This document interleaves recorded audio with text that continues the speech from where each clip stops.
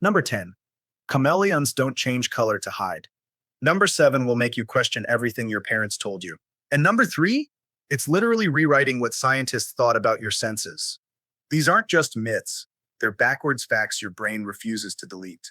Let's untangle them. Point 10. Chameleons hide with color changes. Chameleons mainly don't change color to blend into their surroundings. That's completely backwards. When a chameleon changes color, it's not trying to disappear, it's trying to be seen. Chameleons change color to communicate with other chameleons. A male showing bright colors is saying, "Back off, this is my territory." Dull browns mean he's stressed or submitting. Females change color to signal whether they're interested in mating or not. It's basically a mood ring that actually works. Most species can only swap between a limited palette of colors. Some chameleons can't change color at all. If camouflage was the primary purpose, evolution would have given them unlimited options. And temperature also plays a role. Darker colors absorb more heat, so chameleons darken when cold and lighten when hot. The myth persists because nature documentaries need drama. Showing a chameleon disappearing into a tree makes great television. What's less cinematic is explaining territorial communication. Speaking of things documentaries got wrong, the next myth involves someone famous. Point 9. Napoleon. Napoleon wasn't short. He was actually taller than the average French guy. Standing at 5'6", Napoleon was above average height for men in France during the early 1800s. So where did this myth come from? Enemy propaganda and an optical illusion. British cartoonists during the Napoleonic Wars loved drawing Napoleon as tiny. It made him look less threatening and easier to mock. These propaganda cartoons spread across Europe and eventually became accepted as fact. The optical illusion came from Napoleon's imperial guard. He specifically chose very tall soldiers for his personal bodyguard. When Napoleon stood next to these giants, he naturally looked shorter. This myth became so ingrained that we created Napoleon complex to describe short people with aggressive personalities. We named a psychological condition after a man who wasn't even short. That's how powerful propaganda can be. But height measurements aren't the only thing we got wrong in school. Point 8. Tongue map. That tongue map you learned in elementary school. Complete fiction. Sweet on the tip, salty and sour on the sides. Bitter in the back. Teachers showed you the diagram. You memorized it for the test. And it's all backwards. Every single taste receptor on your tongue can detect every type of taste. The tip of your tongue tastes bitter just as well as the back. Your entire tongue is covered in taste buds that are completely non-specialized. There are no zones. This myth came from a mistranslation of German research from 1901. A scientist named David Hannig found slight sensitivity variations, but he never claimed different areas were specialized. Someone mistranslated his work, created a simplified diagram, and textbook publishers ran with it. Scientists debunked this in the 1970s. We've known for over 50 years that the tongue map is wrong, yet schools kept teaching it. Your brain actually combines signals from thousands of taste receptors across your entire tongue, along with smell and texture, to create flavor. And while we're destroying your childhood education, let's talk about your birthday parties. Point 7. Sugar hyperactivity.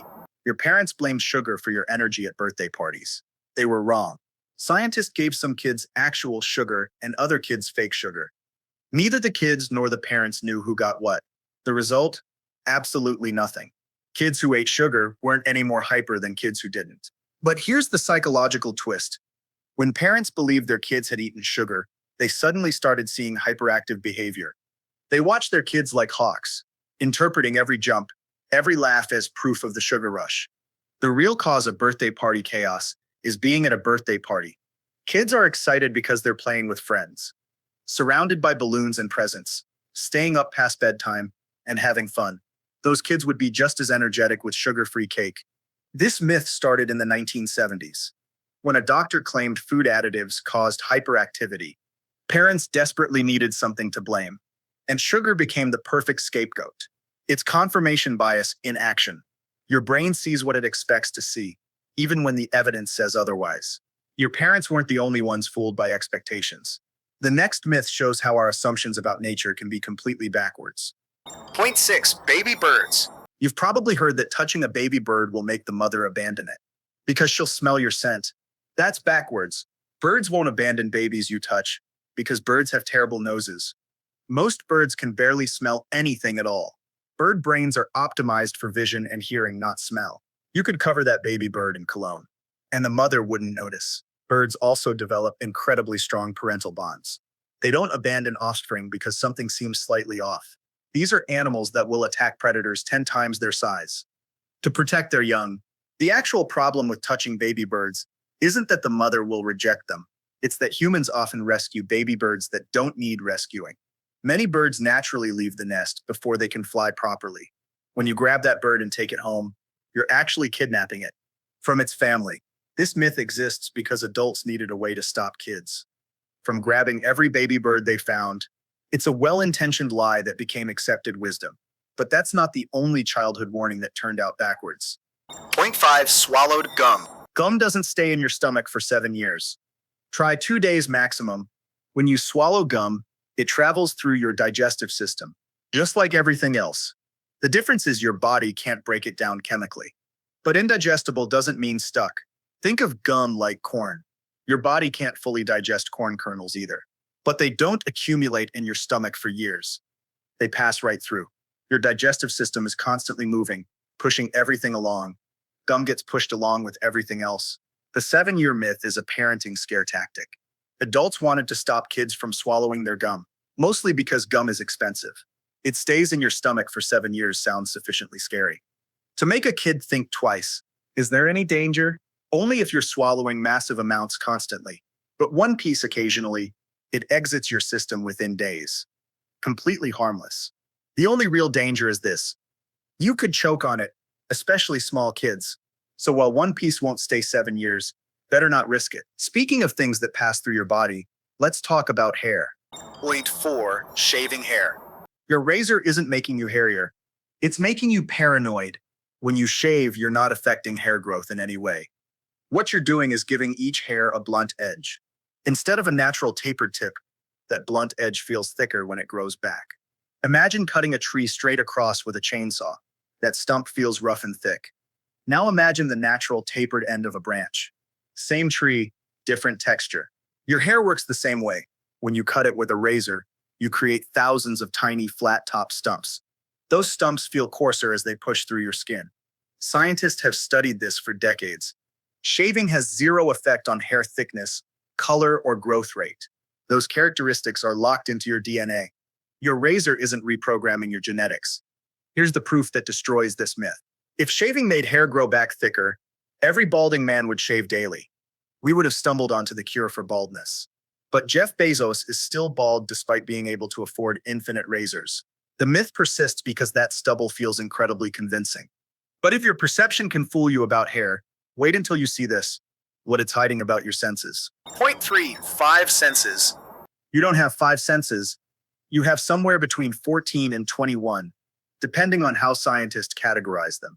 The 5 senses thing is one of the most backwards facts still taught. Let's start with proprioception, your sense of body position. Close your eyes and touch your nose. How did you know where your hand was? That's proprioception. It's completely separate from touch. People who lose this sense due to nerve damage literally cannot walk without watching their limbs. Then there's thermoception, your sense of temperature. Stand near a fire. You feel the heat before contact. Separate sense.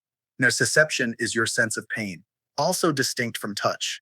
Different neural pathways, different sense. Equilibrioception is your sense of balance, controlled by fluid in your inner ear. That's why ear infections make you dizzy. There's also interoception, your sense of internal body states. How do you know you're hungry, thirsty, need to use the bathroom? Those are all separate sensory systems monitoring your internal organs. We've been teaching 5 senses because Aristotle made a list in 350 BC, and nobody bothered updating it. For over 2,000 years, we've been using ancient Greek categorization.